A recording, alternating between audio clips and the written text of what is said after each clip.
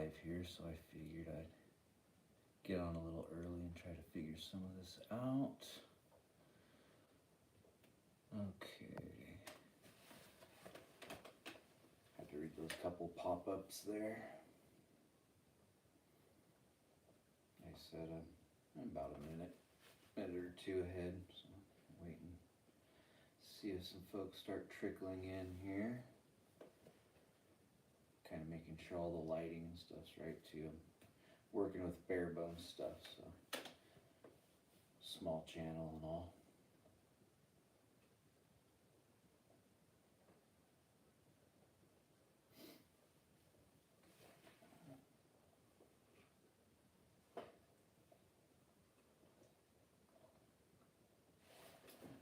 Knock that down.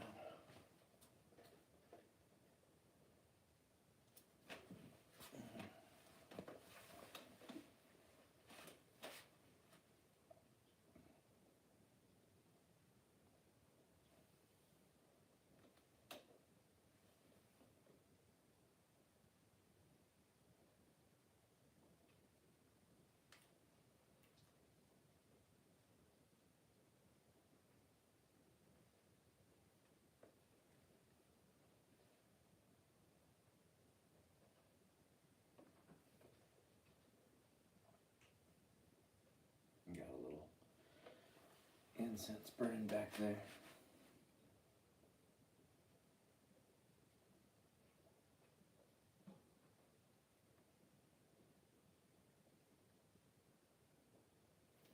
All these little buttons and stuff, I want to push them, see what they do. I don't want to cut the video either though.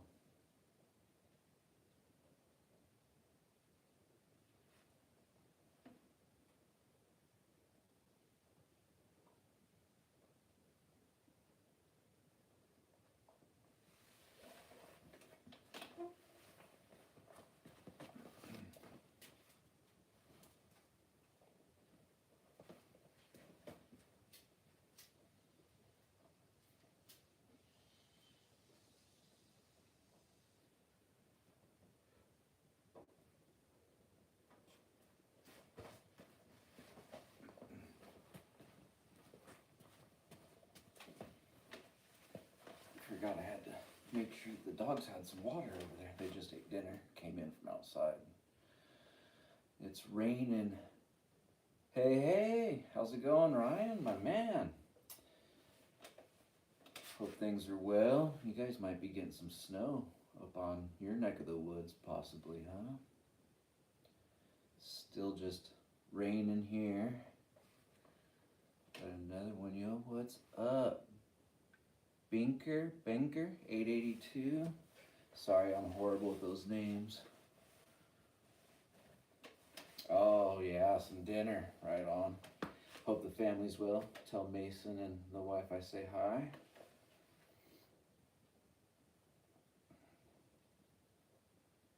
Probably gonna do a little bit of a later dinner after we get done here. Just Ben. Hey, all right, Ben. Thanks for showing up.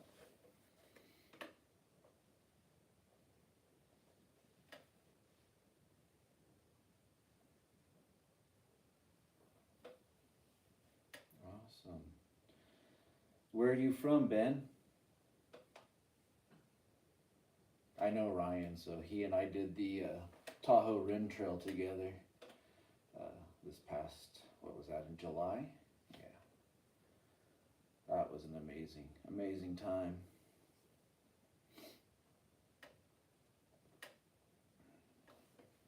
Oh, not right on. Nor Cowboy too.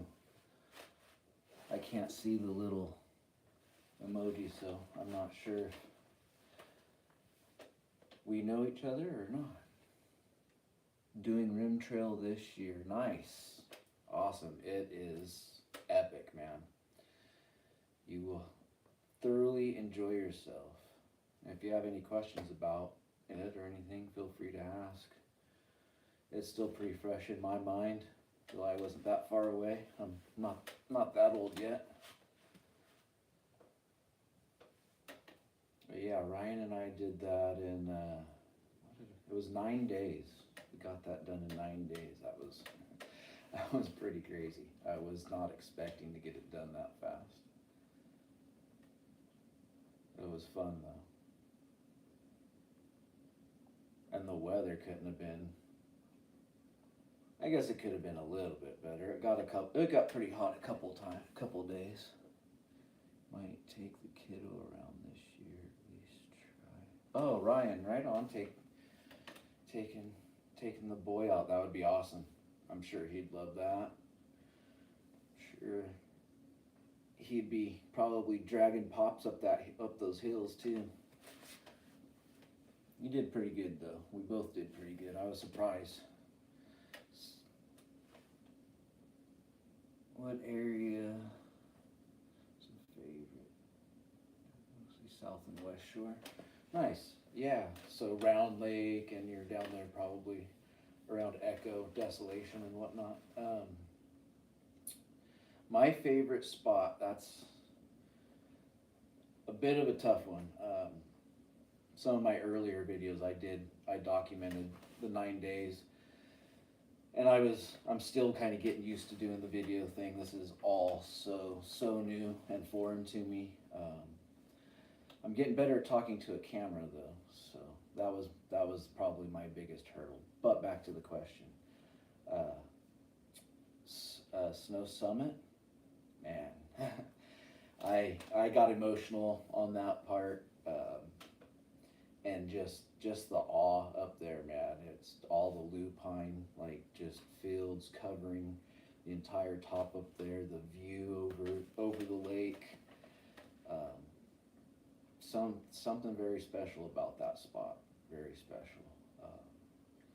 From what I understand, talking to some other folks and stuff, everybody seems to have that feeling there, and some people just feel joyful, and some people, seems like a lot of people have some moments.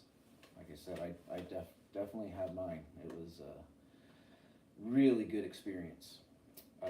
Another amazing spot I would have to say would have been around Galena Falls. That spot was pretty epic. Mount Rose off in the background, the sunsets there, super nice. Cool. Echo and Tahoe City. Yeah, Echo's cool. I've been there too. You can drive, being able to drive up in there. It's beautiful. Desolation is cool. It's definitely different. I wouldn't say it's my favorite just because of the traffic. Gets so overused, unfortunately. But it was awesome. We ended up, we walked through Desolation. We did Desolation in one day just to get through it. Ryan, Star Lake was like, yeah, Star Lake was epic. That was a cool day. That was a fun day, but I would say I didn't get to enjoy Star Lake as well as I wanted to, just because that was the day my ankle just really got angry. So I was definitely thankful for that ice cold water. That ankle needed it. It was hurting pretty good, but and that ice water helped. I soaked in that thing for, I don't know, hours, and then took water in my Canuck and used that as a water bottle and had that on my ankle all night. So the next day, man, I was prime. We made good time the next day. But yeah, Star Lake was an adventurous day that day. That's a pretty gnarly climb coming up out of Kingsbury down there. Right on. And then Tahoe City, Ben. Yeah, that's actually where I started there. Ryan, that's in here as well. We met on trail, and we were about the same pace. We kept leapfrogging each other first couple days, and so we just kind of ended up becoming trail bros and did the thing in its entirety. I think he started maybe like half hour or something after I did, and I think we both were kind of eager to get out there and pushed pretty hard the first day. the campground there at Watson was totally full, and there were some schoolies in there and everything. So, and I was there, gosh, I think at least by 11:30, if not noon, maybe noon. So we pushed and went to Brockway. I actually stayed. The first night at Picnic Rock was a really cool camp spot up there, tucked in the rocks by a couple little pinyon pines back in there. Trying to think, I think there was another spot kind of up past that on the rocks too, but the sunset there. So if you make it to Picnic Rock and it's evening time, highly recommend camping there. Good views. It was a little bit smoky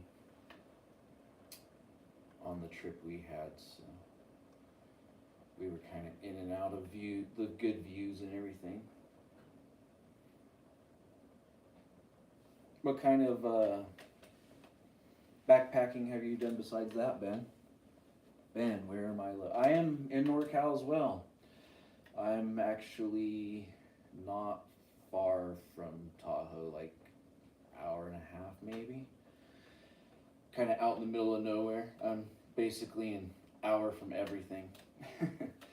I have some few little stores that are maybe 20-25 minutes away. They put in like a Dollar General and whatnot a couple years ago, stuff like that. So yeah, I'm tucked out in the woods up here in NorCal myself.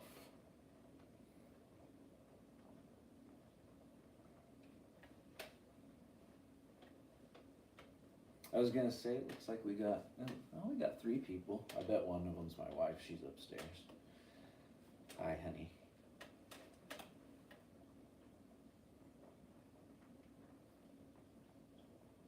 Appreciate you guys checking it out and saying hi. A lot of backpacking, maybe 40 years. Awesome. Wow. 40 years. Yeah, you got me beat by a long shot. I'm about 30 years in. Started when I was a kid.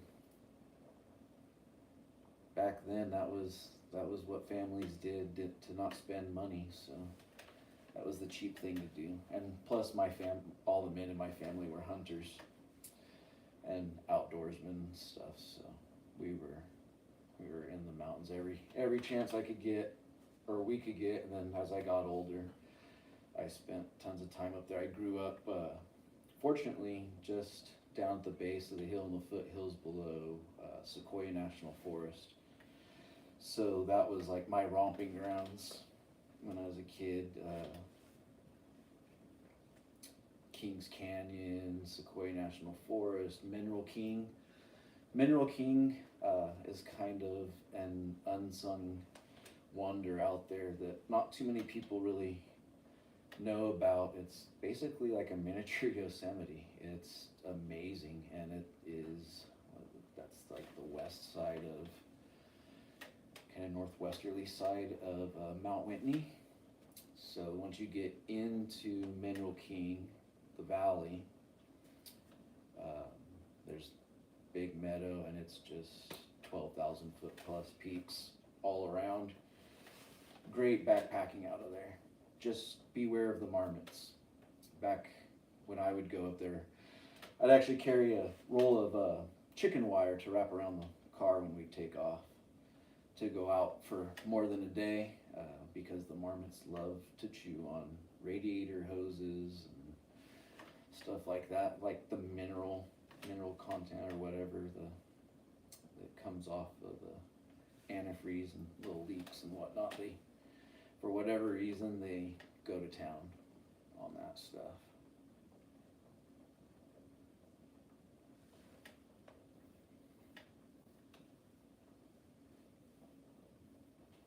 Oh yeah, the wife reminded me. Great pics for a honeymoon too. That was part of our honeymoon when we got married back in the dark ages. Seems like yesterday.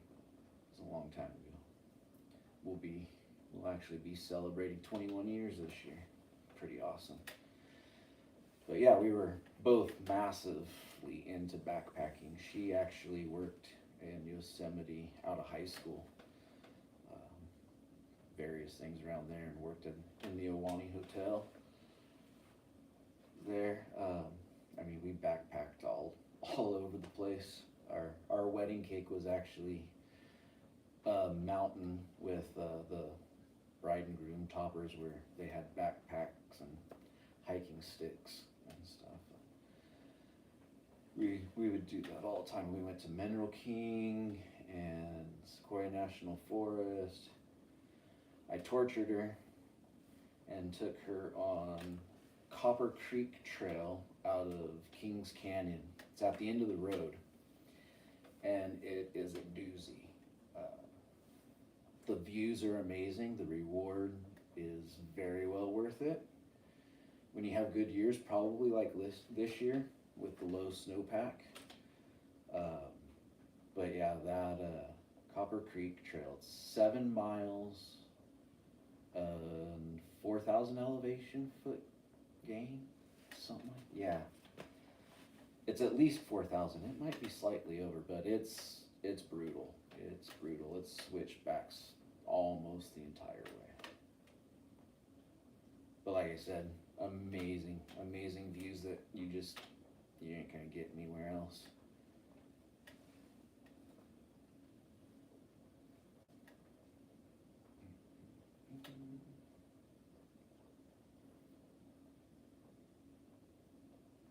Yeah, brutal but awesome, indeed. Indeed. Funny story with that as well is, what's this, I think, after Tahoe. What's your thoughts on your topos? I'm actually, believe it or not, Brian, I'm still rocking those topos. They're still in great shape. I had to change out the insoles. That was about it. I was running the Ultra Ventures, so that's something to consider too. Obviously, is the heel lift. I think those are 5mm. I'll have to look. I'd have to look again, but they worked for me. And I mean, right out the gate, they were fine. I bought that one pair brand new to do the Tahoe Rim Trail, and I didn't put new insoles in them. I used what they came with, and they were great on that. So the hiking I did after that in them, I'd say I put probably 220 miles roughly on them before I changed the insoles. I was like, all right, I need to change them, and I ended up going with I forget what they're called. They sell them at like REI and stuff. They're kind of wood and everything. I'll have to look. They're green, or I'll put a link in the description when I post this live for them. I'll look it up. But I put those insoles in, and holy smokes, it was like walking on feathers. They're pretty awesome, and I've got probably 80-ish miles on those now, because I did buy another pair of topos, the same brand or same make, model, and whatnot, and they're awesome. They're doing great. The only spot I got a little bit of wear is on the heel, the little cup in the back at the top of the heel there. The fabric started to tear right there, but I'm sure it's the way I take my shoes off.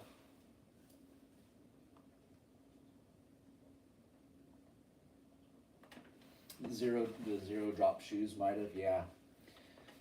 I had worn some Brooks, some that were 0mm, old Brooks running shoes, and they didn't last a month, and I just couldn't do it. Same. I was having Achilles issues, way worse than what I dealt with when we were on the TRT. That I don't think was from the shoes. I think that was from me compensating with my other leg. I was still getting used to walking with a rod in my leg, and that mental thing of not wanting to injure my knee.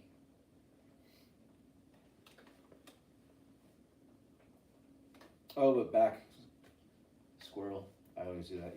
You guys, you'll catch that in my videos. I get all over the place. But before I got off on the shoe topic to answer Ryan's question there, with our honeymoon trip when we went to Kings Canyon on that Copper Creek Trail, 1 year exactly to the day, my wife had gotten brand new Merrells and didn't break them in, which usually Merrells are pretty good right out the gate, but didn't break them in. And we did that gnarly hike, and she ended up with some blood under her toenails. And literally a year to the day, she clipped her toenails, and the last of that came out. So that was kind of a little funny thing in between us.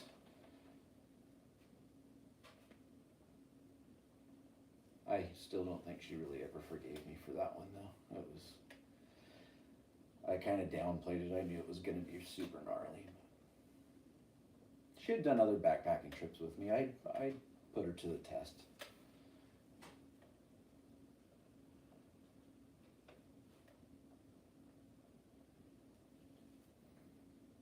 All right, I guess, we're about 20 minutes in.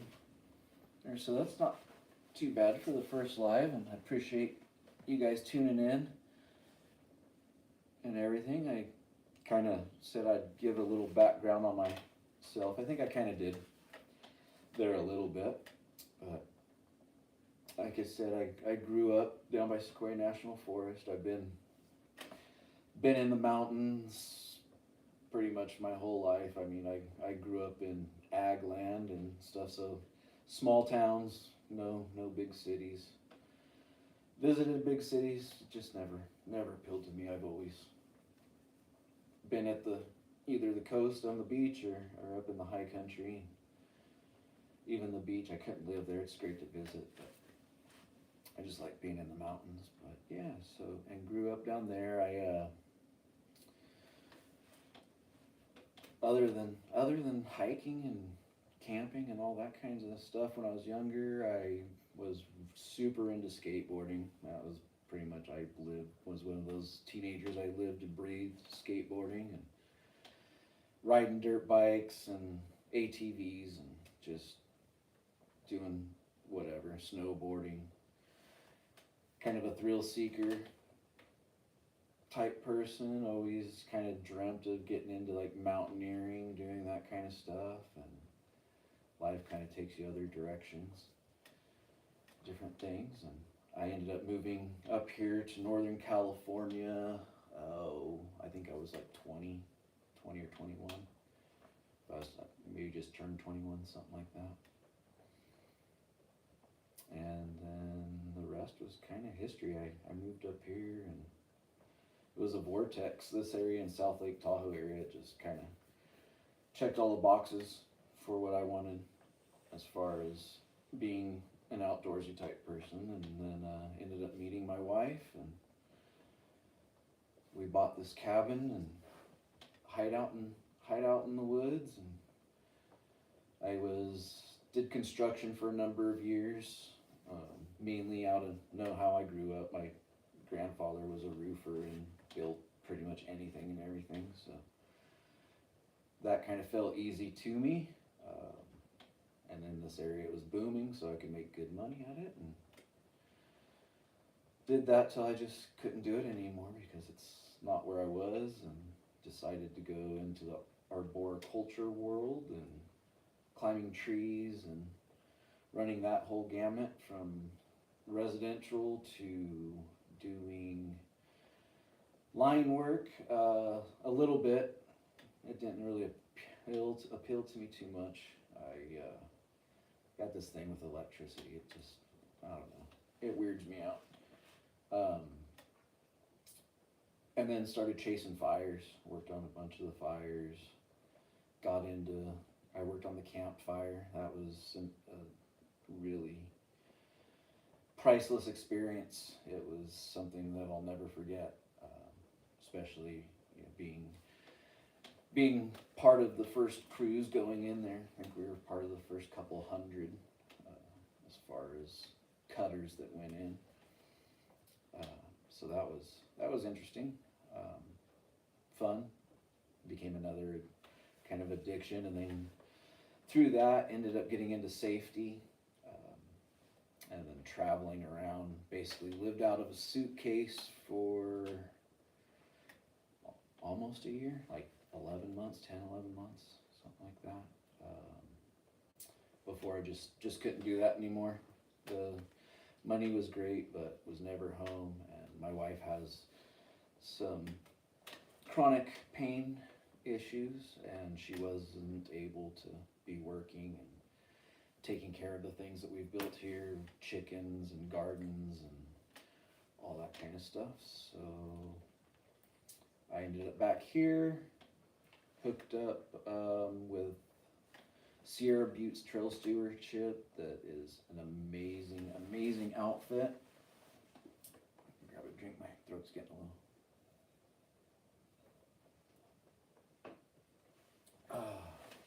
But yeah, the Sierra Buttes Trail Stewardship, amazing outfit, non-profit. Maintain and build trail systems all through the La Sierra, so basically just south of Lassen, kind of the Quincy area, a little north of there, and on down to Sierra Valley area. And now they've partnered, they're kind of expanding and getting out other areas, but yeah, they do that. They also have the Sierra Trails, which is mountain bike stuff. They run that. So anybody that's heard of the Downeyville Classic, that happens up here. That those trails were built and maintained by them. I spend a lot of time out in that area. Most of my videos this summer were out around that area and different sections off the PCT and areas out there. Super beautiful, amazing spot. Starting to get a little bit crowded. It's getting to be known pretty well, but you can still hit it at certain times and get out there and be by yourself or just a few people. But yeah, started working with them, and that was where I had my accident where I broke my leg, 5 ribs, deflated my lung. It was partially collapsed. Bunch of other stuff. I had an out-of-body experience where I thought that I was looking at one of my coworkers. One of my coworkers went down this trail that we were going to be scoping out for a previous maintenance schedule in the future, trying to revitalize an area out of Forest Hill. Western States Trail is part of what we were working on. But yeah, anyway, we'd been up there doing all kinds of stuff. Worked with some pyrotechnics that came out, did some blasting for us, get some boulders and whatnot out of the way, and living it up, having a great time. It was like the dream job for me. We entered with dirt bikes to get some of our equipment out there, and I'd been on motos since I was young and had plenty of experience, had plenty of crazy wipeouts in the past. And our last day, unfortunately, we were gonna be going in and just packing out saws and digging bars and just our typical trail maintenance and building stuff, and super exposed, really steep, probably like 40-degree slope, maybe a little steeper. Switched back down the hill and just little bit wide, not even Roll's first gear. Stopped, went to back, push back, got everything back kind of lined up on the trail, and just rolled forward and went to stand up, and I didn't check my pack. I didn't check things. Things weren't quite quite right. Things shifted as soon as I gave it a little gas. My front end kind of start tilted a little, slid a little downhill, and the tail end, it felt to me like tried to grab, and next thing I knew, I was just pitched off a cliff and fell on a 3-inch plus ponderosa pine that had been fallen previously after a fire, and yeah, dropped about 20 feet or so, vertical drop, landed on that thing on my left side, and like I said, lights out immediately. Well, for a moment, lights out, because it was like all of a sudden I was up on the trail looking down, and I thought my coworker, as I said, in front of me, I thought he went over and was laying there and was trying to say if he was okay, but nothing was coming out. And at that moment, I mean, these are all just split moments. I realized it was my helmet that I was looking at, and then everything just completely went dark. And that's when things got very interesting. Talk about bliss. Though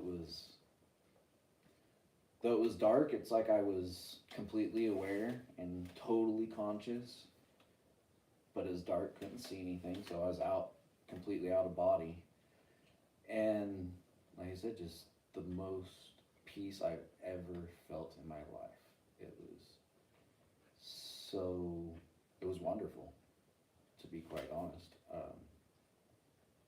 And then things started going through my head, being talked to as well, and thinking, how awesome this is. Wow, this is amazing, and how peaceful. And then there was this voice that said, "Are you ready, or would you like to stay?" And faster than you can blink, the only thing that went through my conscious was my wife's name.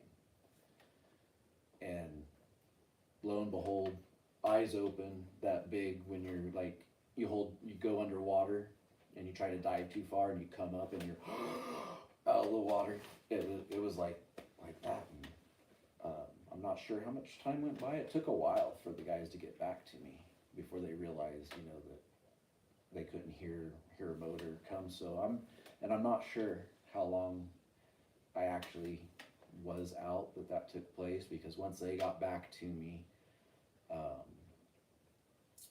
it was like 4 hours or something before I got off the hill. And they got the dirt bike and me and everything up the hill, trying to drag a guy with 5 broken ribs. That was brutal.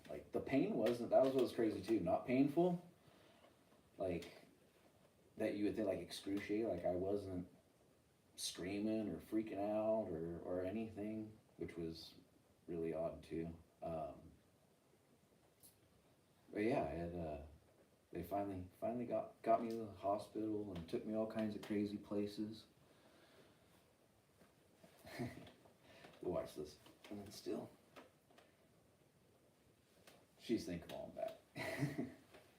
But yeah, crazy experience. But yeah, so that's a little background. That kind of leads up to why I do YouTube now, because I was always afraid of it, and I've always kind of been that person that just goes and does stuff.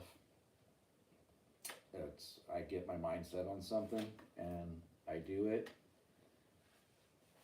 Thanks, Ryan. I'm glad I was still here, so I got to meet you, man. You're a pretty awesome dude. Very thankful for that opportunity. But yeah, what was I saying? Oh, for YouTube, because I'm afraid of it. Like I said, I've always been kind of known with sports type stuff, or hiking long distances, climbing trees, parachuting out of airplanes, stuff like that. It's, if I decide I'm gonna do it and I just kind of go for it and do it and learn it quick and pick it up and go with it. But I've always kind of never really put myself out there. I'm talking for a while here, 35 minutes. Wow, that's kind of unusual because I was getting at is I'm not usually a very talkative person. I'm not super social. I get along well, fine in social settings, but it's not something I go seek out. I'm kind of more of a enjoy solitude and quiet and just listening to the things around us in this world, in nature, and the finer things, I guess. Finer things to me, I suppose. We all kind of have our own thoughts on that, I'm sure. Well, I think that was a pretty decent introduction. I guess I could elaborate a little more on the YouTube thing, I suppose, before I cut out of here.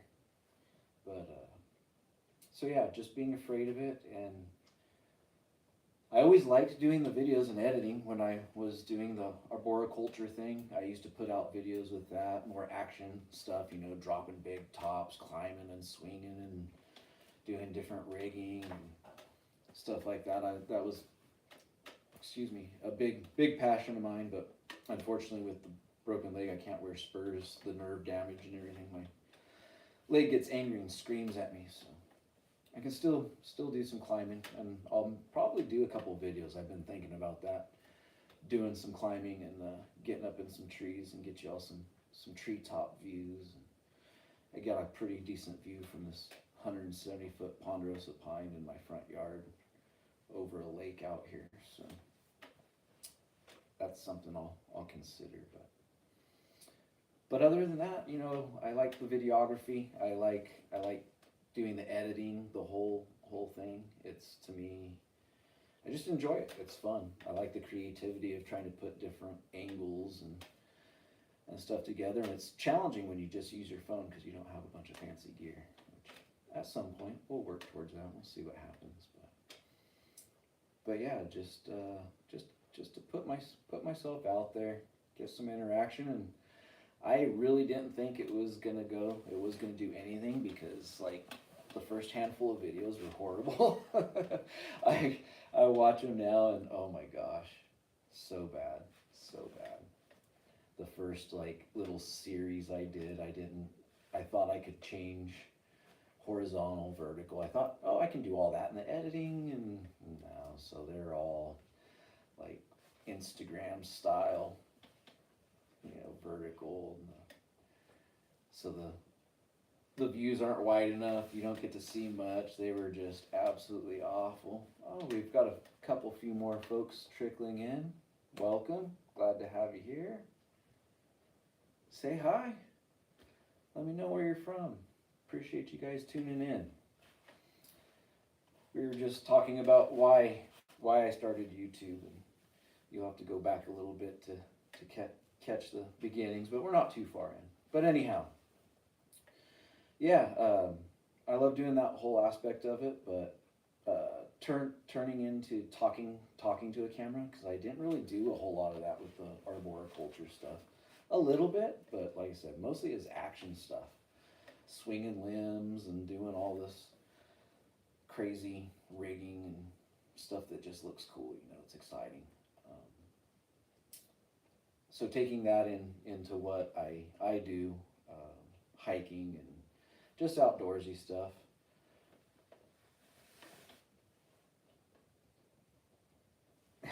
Right on, thanks Ryan. You're like my biggest supporter, man. I appreciate you so much. That guy. But yeah, just the being vulnerable, putting yourself out there. I've always just kind of kept to myself and done my own thing and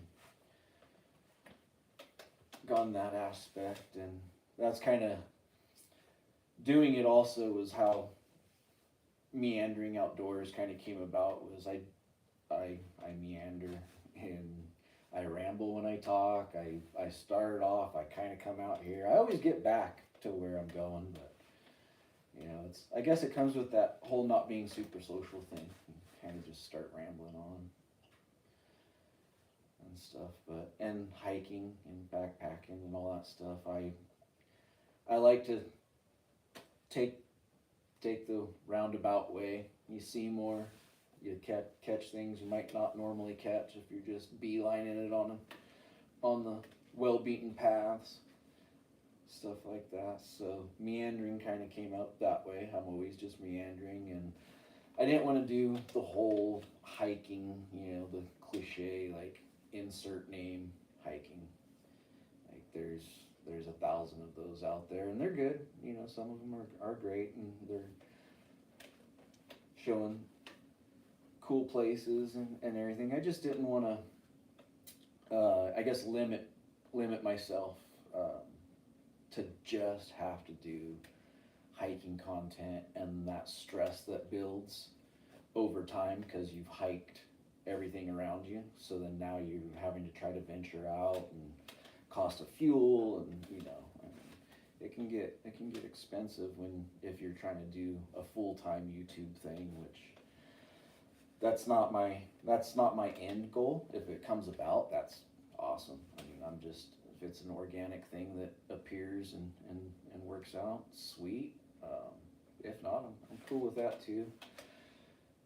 Because the biggest part of doing this, oh well, I guess, you know, with that, the outdoors is just that I can go day hikes, I can go backpacking, I can go hiking, I can be working in the yard. I mean, most of my life I'm outside anyway.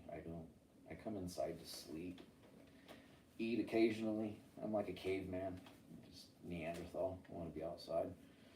But and then the other aspect of it was, like I said, my wife and I were massive backpackers. I mean, it was, for the first few years of our relationship, we pretty much almost every weekend, literally, like we were doing weekend warrior stuff, and man, she could move.